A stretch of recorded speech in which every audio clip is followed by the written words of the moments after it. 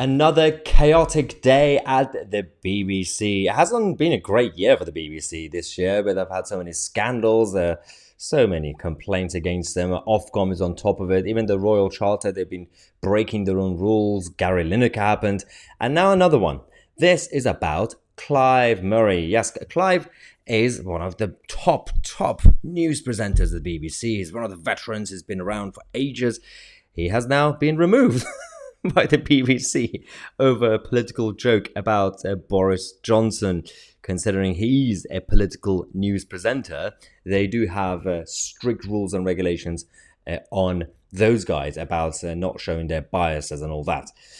Let's show you what happened. Basically, on the show, the panel show, Have I Got News for You, Clive decided to have a bit of a joke at the expense of Boris Johnson. Watch this first. After being found by the House of Commons Committee to have lied repeatedly, Boris Johnson takes the opportunity to deny that he's ever been jogging or that he has a dog.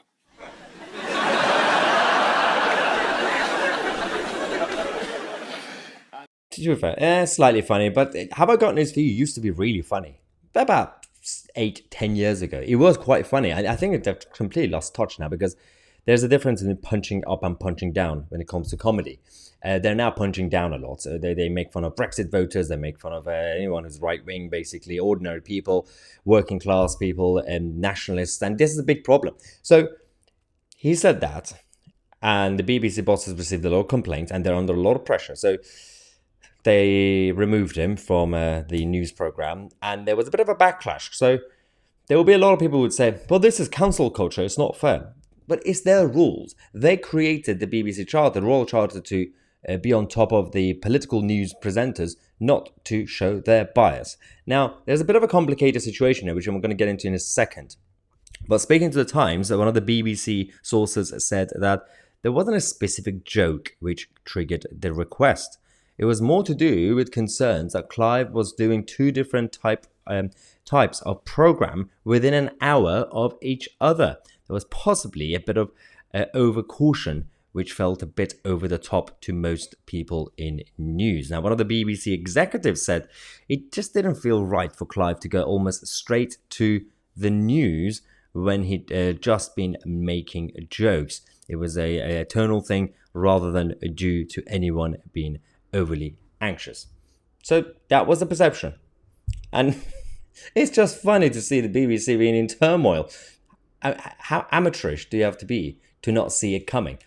He just presented the news program, and an hour later, he's on that show making political jokes. Obviously, the BBC, just like any other platform, you can, as an individual, you can go on there, you can talk about whatever, right? Apart from the truth.